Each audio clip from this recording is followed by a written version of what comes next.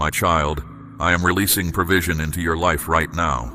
Not tomorrow, not next week. Now, as my voice reaches you, I am opening doors that no hand can shut.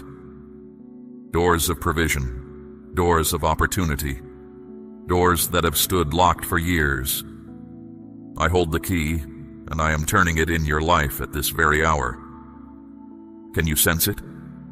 Something is moving in the unseen realm, and it is moving for you. Resources are being loosed, paths are being cleared. The barriers that held back your increase are coming down while I speak. This is not a promise for some far-off season. This is happening as you listen. I have watched every effort you made to open these doors on your own. You knocked, you pushed, you tried every way a person can try. And I have come to tell you something that will set your shoulders free. You no longer need to force it.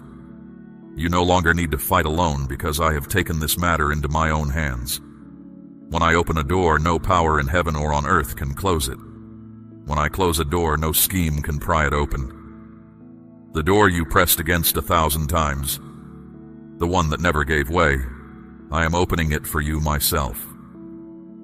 The opportunity that looked impossible, I am carrying it toward you. The resource you could not find, I have already set it aside with your name on it.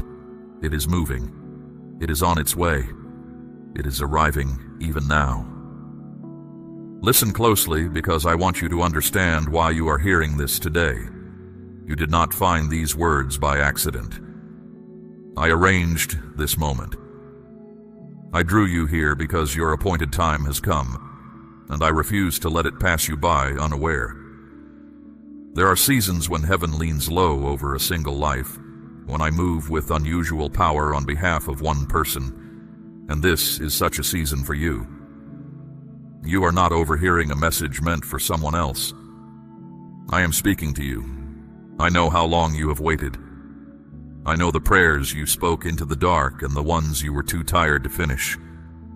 I know the mornings you rose with a weight on your chest and carried it through the whole day without telling a soul. None of it escaped me. And I did not stay silent because I was absent. I stayed near, working in places you could not see, arranging what had to be arranged until the hour was right. The hour is right now. Understand what I am doing. I am not patching the old thing. I am not offering you a small relief so you can limp another mile. I am changing the ground beneath your feet. I am rewriting the terms of your provision. Where there was a trickle, I am opening a river. Where you rationed, you will pour. Where you shrank back, you will stand and give thanks. Think of my servant Elijah by the brook. When the brook dried up, it was not the end of him, because I had already commanded a widow in Zarephath to sustain him. Before he felt the lack, the answer was in place. That is how I work. The supply is prepared before the need arrives. Your answer is not being assembled in a hurry.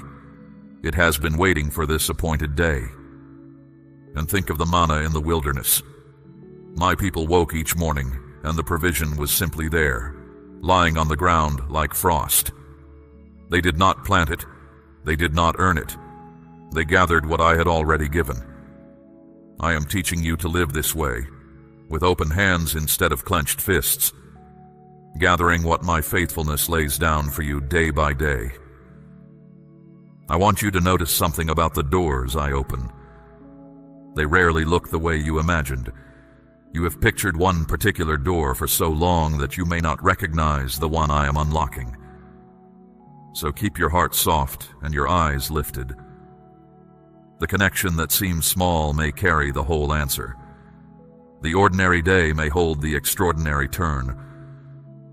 When Joseph woke in his prison cell on the last morning of his captivity, it looked like every other morning. By nightfall, he stood before Pharaoh. One day, one door, everything changed. Do not measure your future by your present circumstances. Your circumstances are the old chapter. I am the author, and I have already begun the new one. What you see around you is the scenery of a season that is ending, not a prophecy of the seasons to come. I do not consult your bank ledger before I decide what to do for you. I consult my own faithfulness, and my faithfulness has never once run dry. So here is what I ask of you in this opening hour. Stop bracing for disappointment. You have taught your heart to expect the worst, so that hope cannot wound you again. But that armor has grown heavy, and it keeps out more than pain. It keeps out expectation, and expectation is the open window through which my provision loves to enter. Take the armor off. Let yourself hope again. Hope in me is never wasted, because I do not awaken hunger I have no intention of feeding. I am not asking you to pretend the pressure is not real. The pressure is real, but my word outweighs it. When I speak over a life, my word becomes the heaviest thing in that life. Heavier than the debt, heavier than the fear, heavier than the years of struggle. And I am speaking over your life now. Receive this hour for what it is, a turning, a hinge on which your story swings. You walked in here carrying one kind of life, and I intend for you to walk out carrying another. Stay with me through every word I have for you today, because each one is a stone laid in the road I am building under your feet. If your heart is stirring even a little, answer me now. If you believe I am opening doors for you this hour, say, Amen, Lord, I receive it. Now let me speak about what I have seen, because you have carried much of this alone, and it is time you knew that none of it was hidden from me. I was in the room on the nights you could not sleep.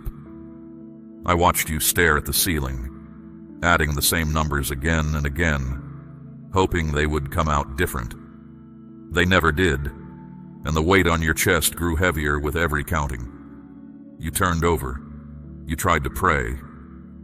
Sometimes the prayer came out whole, and sometimes it was only my name spoken once into the dark. Hear me now. The single word reached me as surely as the longest prayer. I saw you open your wallet and close it again quickly. I saw you leave the envelope unopened on the table for 3 days because you already knew what it said. I saw you do the quiet arithmetic at the market, setting one thing back on the shelf so the rest could stay. You thought no one noticed? I noticed. I saw the harder thing too, the thing you have never told anyone. The pretending. You stood among people who love you and answered that you were fine.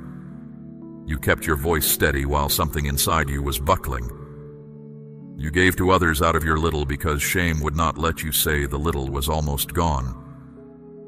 You were carrying 2 burdens at once, the lack itself and the loneliness of hiding it.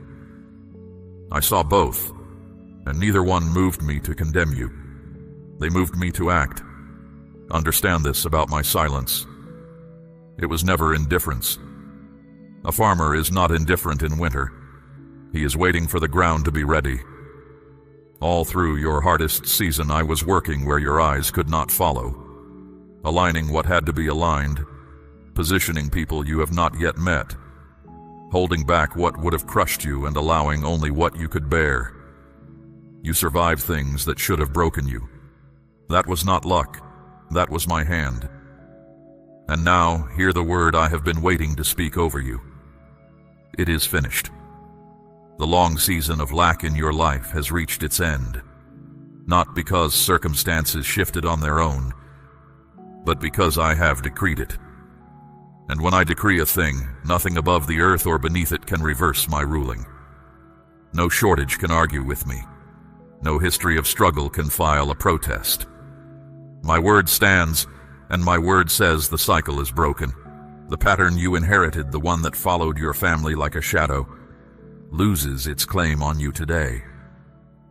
The old rhythm of almost enough, of 1 step forward and 2 steps back, of every gain swallowed by a sudden loss, I am shattering that rhythm now. It does not get to write your next chapter. I do. I know a part of you flinches at these words. Hope has cost you before. You believed once, and the breakthrough did not come when you thought it would, and something in you decided never to be that open again. I am not wounded by your caution, but I ask you to look at who is speaking. Men promised and failed you. Circumstances promised and mocked you. I am neither a man that I should lie nor a circumstance that I should change with the weather. When I say the season has turned, the season has turned. Consider the woman who came to my prophet Elisha with nothing left but a small jar of oil and creditors at her door. She saw an ending. I saw a beginning. The oil poured and kept pouring, filling vessel after vessel, and it stopped only when there were no more vessels to fill. The lack was never in my supply. Bring me your empty vessels, all of them. The dried-up dreams, the abandoned plans, the hopes you folded away. My oil has not run out. Consider my people at the sea, the water ahead, the army behind. No reasonable way forward. Reason was not consulted that day. I split the water and they walked through on dry ground. Your situation may look sealed on every side. Sealed is where I do my clearest work, because when the way opens, you will know beyond argument that it was me. So let the anxiety begin to loosen its grip tonight. You have kept watch over your troubles like a guard who fears to sleep, as if your worrying were holding the walls up. It never was. I hold the walls. I ask you to trade the watchman's post for a child's rest. The one who keeps you neither slumbers nor sleeps, so you may. And let the shame go with it. Lack was a season you passed through, not a name you were given. You are not the balance of an account. You are not the sum of what went wrong. You are mine, and what is mine does not stay buried, because I am a God who brings things up and out of pits, out of prisons, out of long winters into sudden spring. From this day, watch for the small signs first. The unexpected kindness. The bill that resolves more easily than it should. The idea that arrives in the quiet and will not leave you alone. Breakthroughs seldom announce themselves with trumpets at the start. They begin like the first thin light before sunrise, easy to miss if you are not looking east. Look east. I have ended what needed ending. Now I begin what I have long prepared. The decree is spoken, the seal is set, and heaven itself has recorded this day as the day your account turned. Walk out of this hour lighter than you walked in. The weight was never yours to carry, and I am taking it back. If this word has found the sore place and touched it, do not stay silent. Speak it out with your own mouth. I believe the cycle is broken. Amen. Now I must correct something in the way you come to me, because it has shaped your receiving more than you know. You have been approaching me like a beggar at a stranger's gate, head down, voice small, asking for scraps and apologizing for asking, rehearsing your unworthiness before you dare to speak your need. My child, who taught you to stand at my door like that? It was not me. I never put that posture on you. Somewhere along the road, disappointment and shame dressed you in it, and you have worn it so long it feels like your own skin. Today I am asking you to take it off. You are not a stranger at my gate. You are a child in your father's house, and a child does not beg at the family table. A child sits down. Everything in the house is already arranged with that child in mind. The bread, the shelter, the protection, the name. When my son told the boy who came home from the far country, remember what the father did. The boy arrived rehearsing a servant's speech, planning to ask for a hired hand's place. The father never let him finish the speech. The robe was already out. The ring was already chosen. The feast was already ordered. That is the house you live in. That is the father you have. So lift your head when you speak to me. Come boldly, not because you have earned boldness, but because the door you walk through was open for you at the highest cost, and it insults no one when you use it. Ask largely, expect warmly. A small request does not honor me more. It only reveals how small you still believe my heart to be. And because you are an heir and not a beggar, I can now speak to you about giving, because only heirs can give freely. Beggars clutch, heirs release. My child, I am asking you to place a portion of what you have, something of real weight, upon the altar of this work, as gold laid on the scales of this calling. Let it be a seed sown into deep water, an offering set on stone, not held back in fear. This is proof that your trust rests in my hand to provide, and that your heart no longer clings to lack. What you release in faith does not leave your life. It moves ahead of you into the harvest I am preparing. Let me tell you why release matters so much in my kingdom. It is not because I lack anything. The cattle on 1,000 hills are mine, and the gold in every hidden vein of the earth. I do not need what is in your hand. But I care greatly about what has hold of your heart, and the hand often confesses what the heart conceals. A closed fist tells me fear is still governing. An open hand tells me trust has taken the throne. When you release, you are not losing. You are voting. You are declaring which kingdom you believe in, the kingdom of scarcity that says there will never be enough, or my kingdom, where loaves multiply in the breaking and water turns to wine in the pouring. Remember the widow I watched at the treasury. Rich men gave heavy sums that cost them nothing. She gave 2 small coins, and I said her offering outweighed them all. I was not measuring the amount. I was measuring the trust. Her coin said, "Tomorrow belongs to God." That is the arithmetic of heaven, and it has never been revised. Now understand what your inheritance actually contains, because it is far more than provision. Wisdom is in it, wisdom for every decision that stands before you now. When Solomon asked for an understanding heart, I gave it gladly and added what he had not asked. I have not changed. Ask me for wisdom, and I will not scold you for asking. Direction is in it, the right step at the right hour. Connections are in it.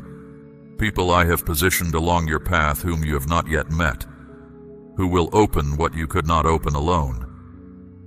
Peace is in it, the kind that stands guard over your mind when the news is bad and the answer is delayed.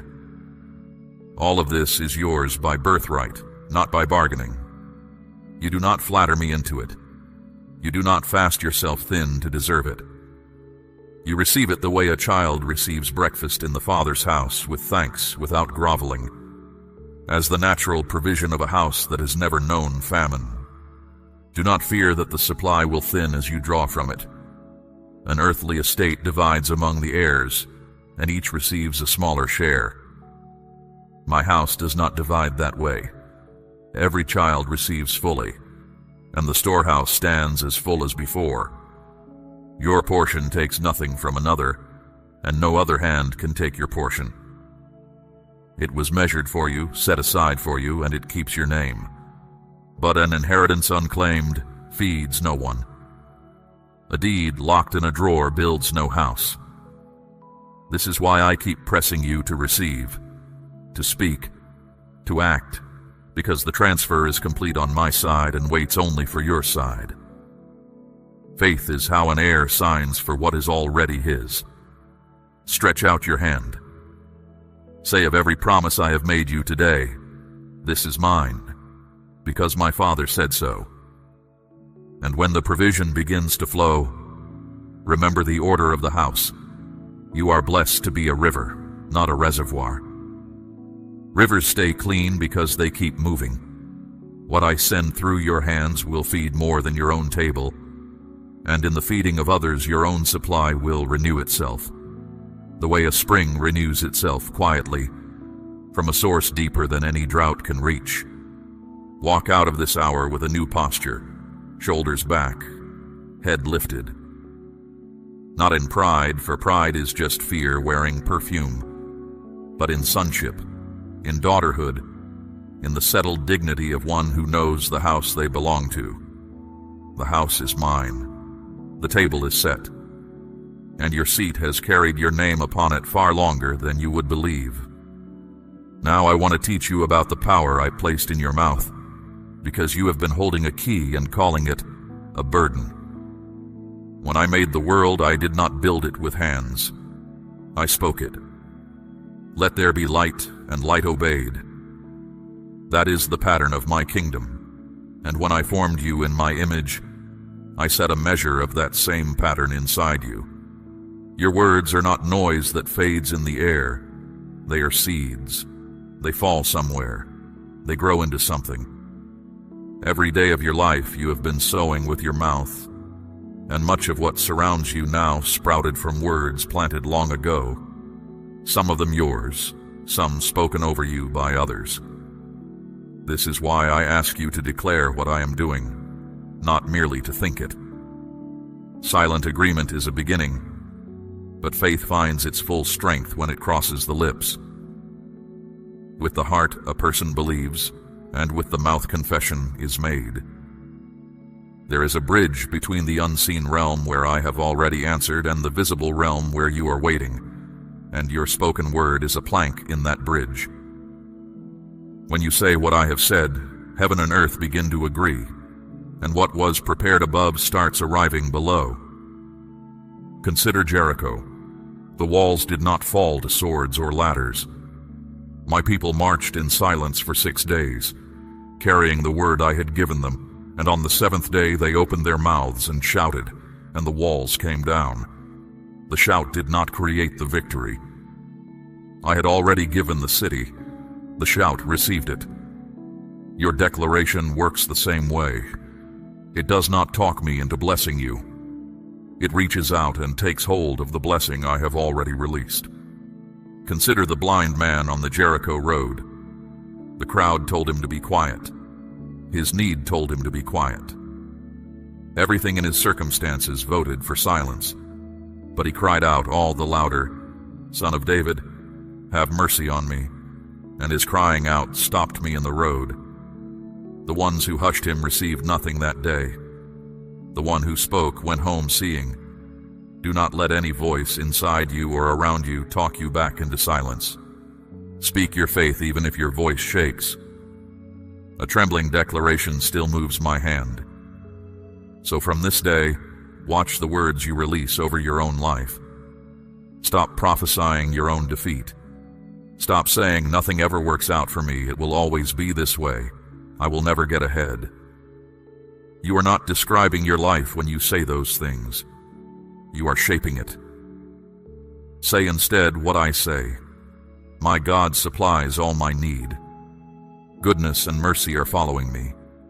The one who began a good work in me will finish it.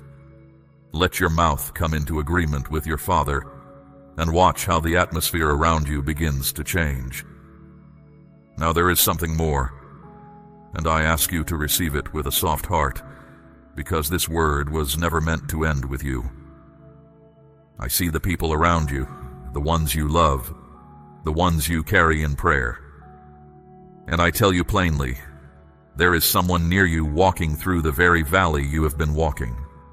Someone who lies awake doing the same arithmetic you did. Someone whose smile is holding back a flood. Someone who has begun to wonder quietly whether I have forgotten them. You know this pain from the inside. That is precisely why you can recognize it in another when others walk past it. Even now, as my voice reaches you, a face is rising in your heart, a name. Do not brush it aside. That remembrance is not a stray thought. It is my finger pointing. I am showing you who needs this hope, because I did not hand you this word only to feed you. I handed it to you the way I handed bread to my disciples on the hillside, to be passed along.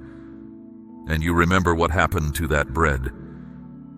It multiplied in the passing. 5 loaves fed thousands, and the fragments that remained filled 12 baskets. The bread that is shared is the bread that multiplies. It has always been so in my kingdom. So carry this hope to them. Speak a word of life to that person. Tell them the season of lack can end, that I see them, that I have not lost their address. You do not need eloquence.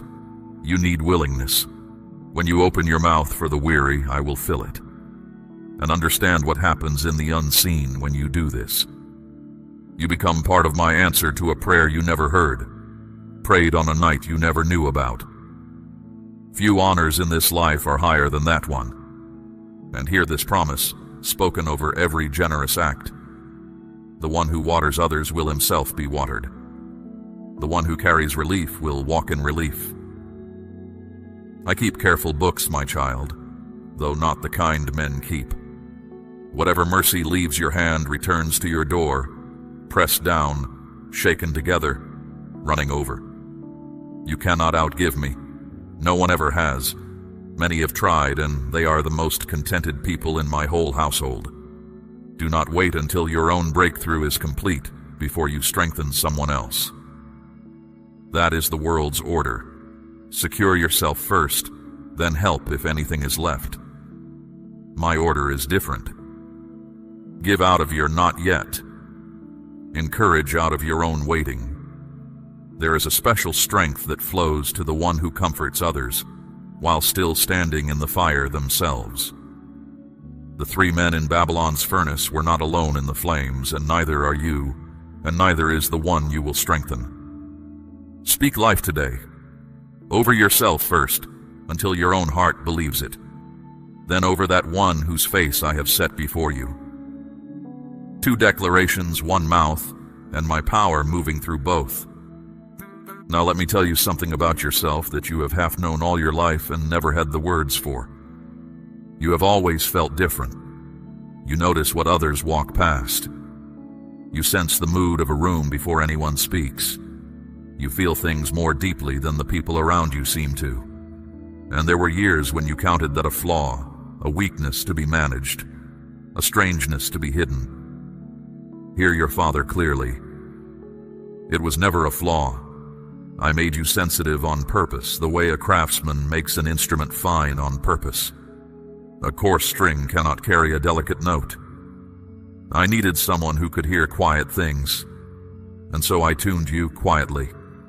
That sensitivity is one of the ways I speak to you. When something within you leans toward a choice before your reasons catch up, pay attention. When a caution rises in you about a path, a person, an offer, and you cannot explain it, do not be quick to argue yourself out of it.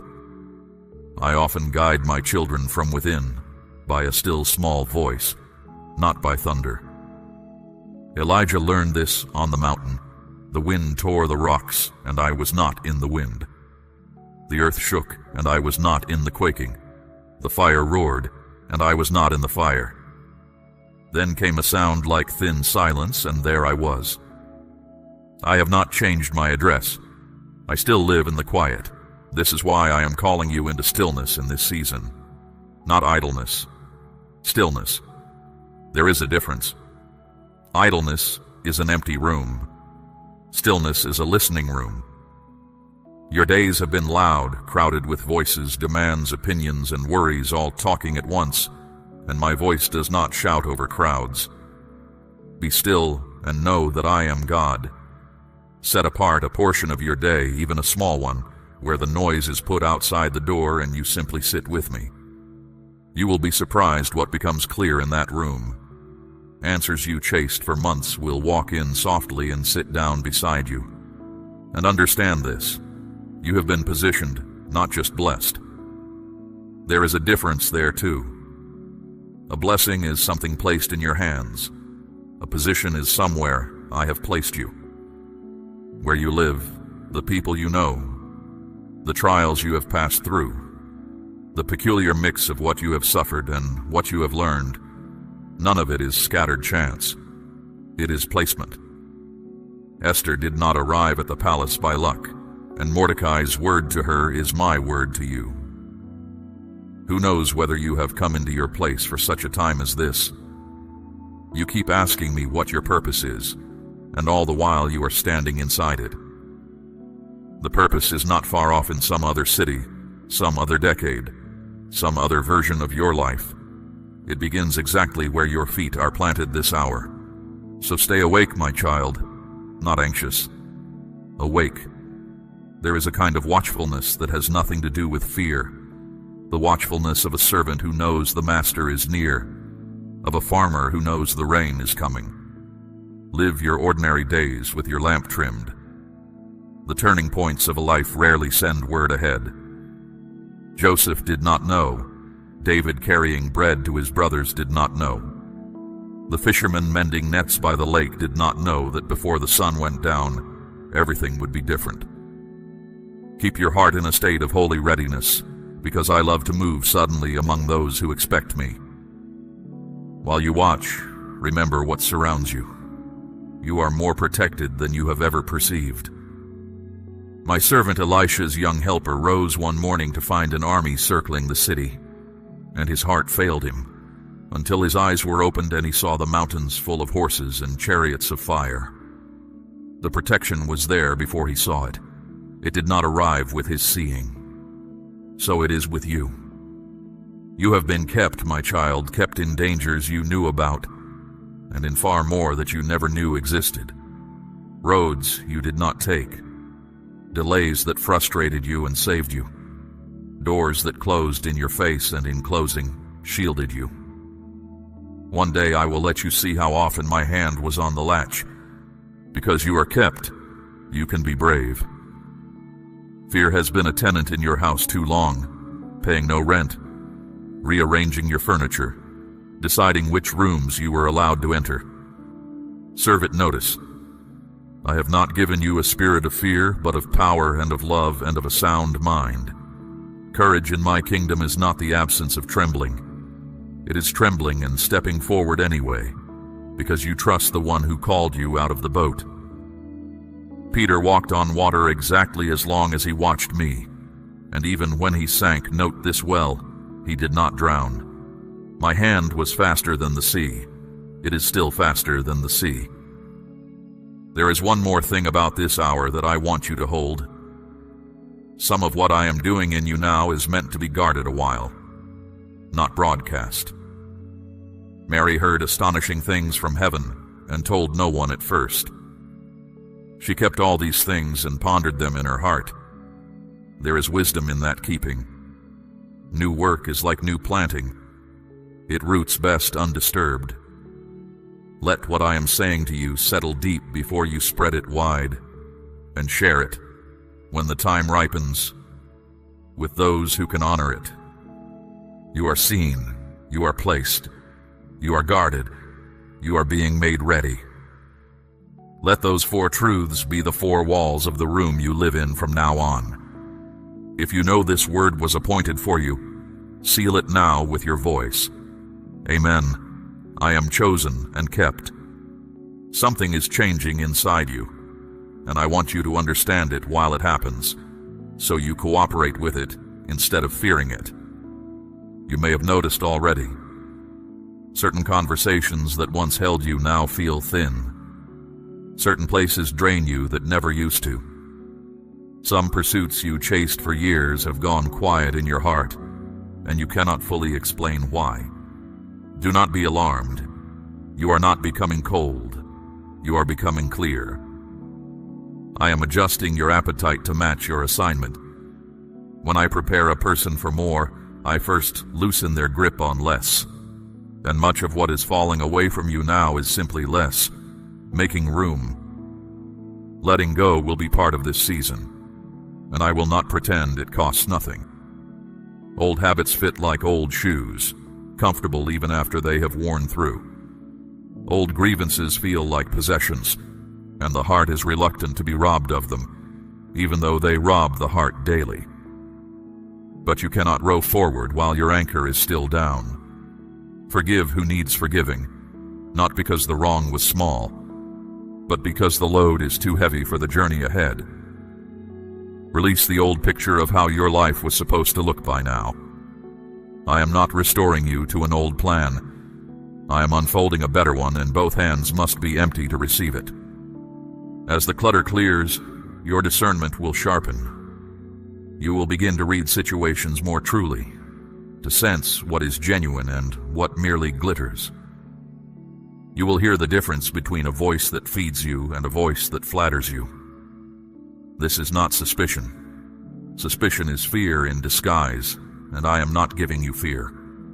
This is discernment, wisdom's quiet daughter, and she will save you from tables you were never meant to sit at, and detours dressed up as destinies. When she whispers, honor her. She speaks with my accent. Guard your peace the way a watchman guards a city, because in this next season your peace is not a luxury. It is equipment. Out of the heart flow the issues of life, so keep your heart with all diligence. Not everything deserves entry. Not every argument deserves your presence. Not every offense deserves a reply. You are learning, slowly, the strength of a closed door and the eloquence of silence. My son stood before Pilate and did not defend himself, and heaven did not think less of him for the quiet. Some battles are won by refusing to enroll in them. Patience is growing in you too, though patience never feels like growth while it grows. You have begged me to hurry, and I have heard every asking, but hear my reasoning. I am not only preparing a blessing for you. I am preparing you for a blessing, and of the two, the second work is greater. Provision given before character is ready becomes a burden with a bow on it. Many have been flattened by answers that arrived ahead of their foundations. I love you too much to decorate an unfinished house. So when my timing feels slow, remind yourself that the farmer does not accuse the field in April. The seed is not late. It is underground, doing exactly what seeds do in the dark. And gratitude, let it become your daily bread. Not the thin gratitude that thanks me only when the answer lands, but the deep kind that finds my fingerprints on ordinary days. Thank me for the meal, the breath, the roof, the one who asked how you were and meant it. Gratitude does something in the unseen that few of my children grasp. It multiplies what it touches. 10 lepers were cleansed on the road, and one returned to give thanks, and that one went away with more than clean skin. He went away whole. Thanksgiving is the difference between the two, and it is available to you every waking hour at no cost but attention. You will also find, as this work deepens, that you need the approval of others less than you once did. That hunger drove you longer and harder than you knew, the performing, the explaining, the quiet auditioning for people who were barely watching. It is losing its grip now, because a heart that knows it is already loved stops begging at other tables. Let my opinion of you become the loudest one in the room. I formed you. I chose you. I have never once looked at you with regret. When that truth settles all the way down, you will walk into rooms differently, not needing them to clap, free to simply serve. And do not despise the day of small beginnings. When my people rebuilt the temple, the elders wept aloud, because the new foundation looked so modest beside the memory of the former house. But I asked them then what I ask you now. Who dares despise the day of small things? The plumb line was in the builder's hand, and that was enough for me. What you hold today may look humble beside what you once dreamed. Build anyway. I measure a work by its faithfulness, not by its first dimensions. A single cloud the size of a man's hand was all that Elijah's servant could see from the mountain. Yet within the hour the whole sky was black with rain. Beginnings in my kingdom are often small on purpose, so that the ending will carry my signature and not yours. Tend what is in your hand and bring me something to multiply. Do not misread the quiet stretches of this transformation. There will be days when nothing seems to move, when the old pull returns, when you wonder whether anything I said this hour was real. Growth keeps no visible calendar. The bamboo farmer waters ground that shows him nothing for a long time, and then, in a single season, the shoot outruns every tree around it. The showing is sudden. The growing never was, so judge nothing by the bare ground. Judge by my word, which does not return to me empty. And through all of it, stay tender. This is important, my child. The world will offer you a harder heart as the price of safety, and many pay it and shrink inside their own armor. Refuse the trade. It is possible to be wise without being cold, guarded without being walled, strong without being sharp. The reed bruised by the road, I do not break.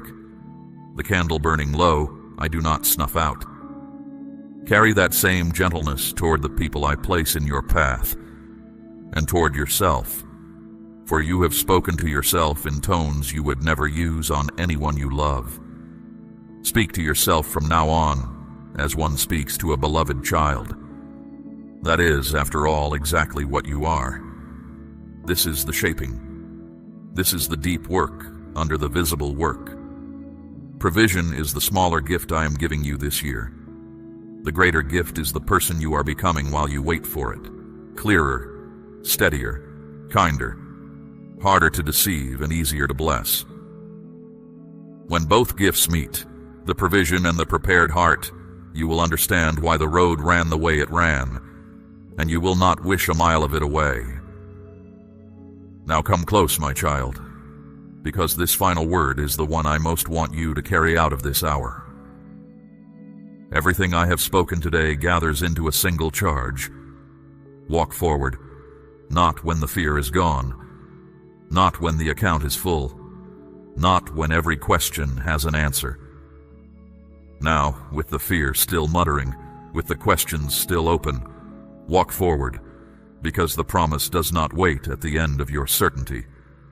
It waits along the road of your obedience. Abraham left with no map, only a voice, and the voice proved better than any map. You have the same voice. You have heard it all through this hour. Let it be enough and take the step. Take the practical step, the one you already know. There is a task you have been circling, a conversation you have postponed, a beginning you keep moving to next week. My provision loves to travel along the road of small obediences. The widow gathered sticks before the flour multiplied. The servants filled the jars with plain water before it blushed into wine. The lepers were healed as they went, not before they went. Do the small thing in front of you and watch how heaven meets you in motion. I rarely steer a ship that will not leave the harbor, and when you step out, expect opposition, and do not be shaken by it. New seasons draw challenge the way light draws moths. Discouragement may speak louder for a while. Old doubts may return in new clothing. People who knew the old you may resist the new. None of this means you have missed my way. Often it means you have found it, for no one wastes arrows on an empty field. Stand firm. The shield of faith is not decoration. Lift it, and the fiery darts fall harmless. I did not bring you through everything you have survived to lose you at the border of your inheritance. Remember also to rest. This command is as holy as any I have given you today. You were not built for endless strain, and provision that arrives to find you broken is a poor exchange. I built rest into the rhythm of creation itself, and I stopped, not from weariness, but to teach you the pattern. Sleep without guilt, Sabbath without apology. The world will not unravel while you rest, because you were never the one holding it together. I was, and I do not grow tired. Hold this hour in your memory. Days will come when the sky grays over and the old voices try to reclaim their seats.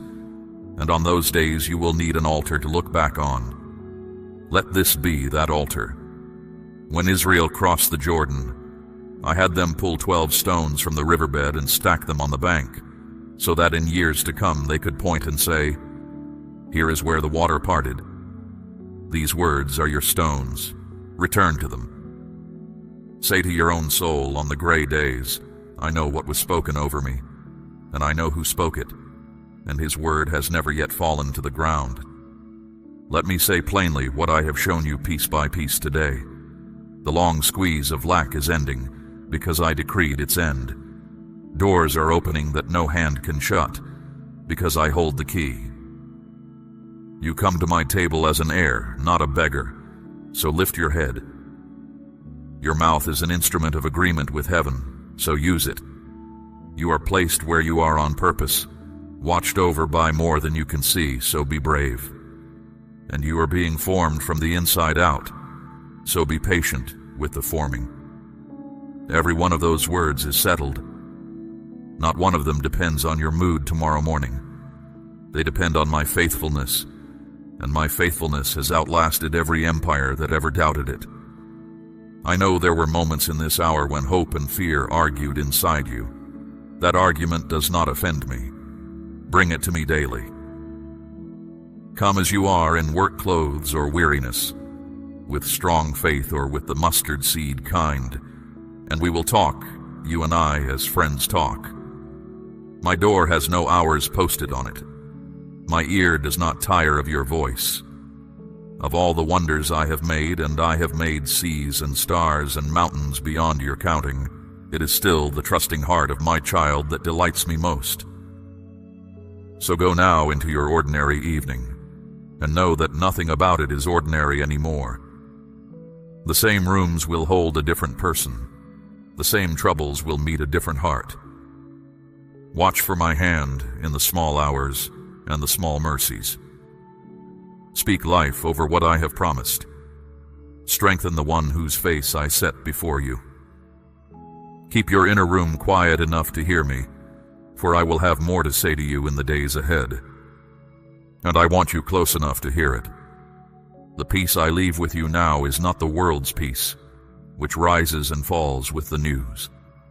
It is my peace, the kind that stood in the stern of a storm-rocked boat and slept, the kind that can sit at a table in the presence of enemies and eat with a steady hand. Let it settle over you as these words end. Let it stay when the silence returns. You are not the same as when this hour began. Something was decreed, something was broken, something was opened, and something in you said yes. I am with you always. Not with you when the answer comes, but with you now, tonight, in the waiting and the working and the walking forward. Before you were aware of me, I was keeping you. Long after this hour fades from your memory, I will be keeping you still. Nothing that comes against you this week is stronger than the one who goes ahead of you. Nothing in your past is louder than what I have declared over your future. And nothing, not height nor depth nor any other created thing, will ever separate you from my love. Go in that love. Stand in that decree. Live in that peace. And now, before you rise, let your last word to me be the first word of your new season. So answer with your whole heart. Amen, Father.